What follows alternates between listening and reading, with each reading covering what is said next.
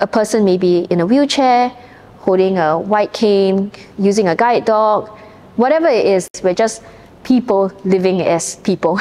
Hi, my name is Sophie. I'm a Team Singapore Paralympic swimmer. I'm also a guide dog advocate, and here with me today is Orinda, my guide dog.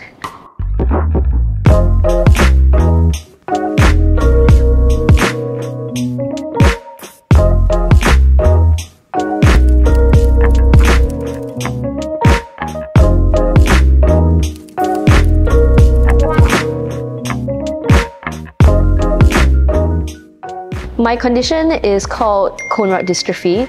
Basically, it affects the light receptors that's at the back of the eye. So from a very early age, I lost a lot of my color vision. Also, I see very poorly in the day. And because it's mostly concentrated in the center, I can't see things that are directly in front of me.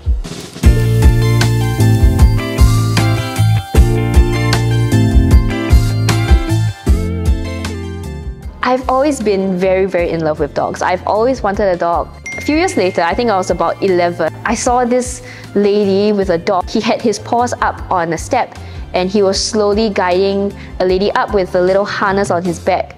And my mom was like, oh, that's a guide dog. And I was like, what's a guide dog? And she was saying that, oh, it's a dog that helps blind people move around in a way it serves as a mobility aid. And my mind was absolutely blown because that sounds like something so made for me, because like I love dogs. I can't see, I should get a guide dog. Okay, the math just adds up.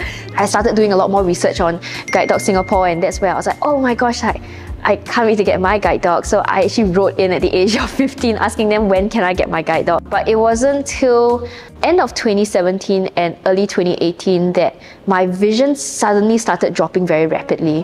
When I was going out with friends or even on my own, I'll start walking to a lot of things that I normally could avoid. Like I walk into walls, I walk into bins, which was so weird for me because I was always able to see them and avoid them with no problem. And I switched to becoming a full-time cane user, meaning that everywhere I go, I would use my cane. Look, I'm really losing a lot of my independence and it's getting exhausting going out on my own. I really think a guide dog will be very beneficial for me. And I was all prepared for her to say no. And she went, okay. I wasn't ready for the okay. I was like, okay? Really? And she says, yes. And she just laid down the ground and said, look, you have to be fully responsible for your dog, not just taking care of it, but financially, you have to be able to feed your dog and take care of your dog. And I was like, of course, that made perfect sense.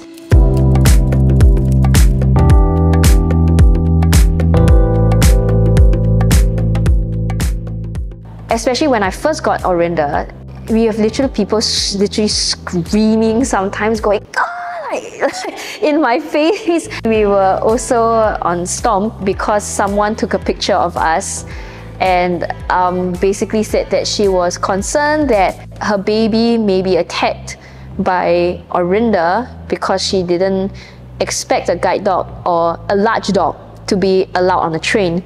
I wouldn't say it was disturbing for me actually, because I think for all these instances, I'm very used to confrontation at this point.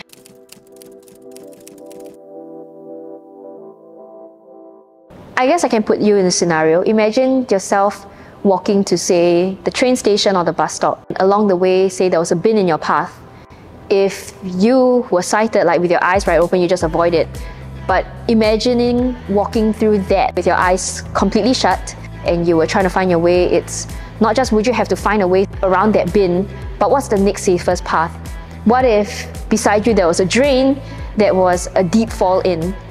The reason I have a guide dog is because she's able to help me with all these things that you with your own eyes can do, but I unfortunately can't. She is adding so much safety, confidence, freedom for me that I lost because I lost my vision. And it's not just myself, a lot of other guide dog users experience this as well.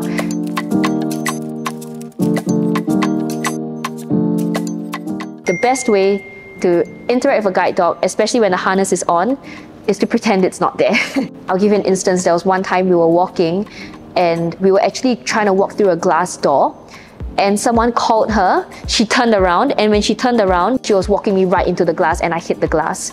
So thankfully I wasn't injured, but these are instances that could happen.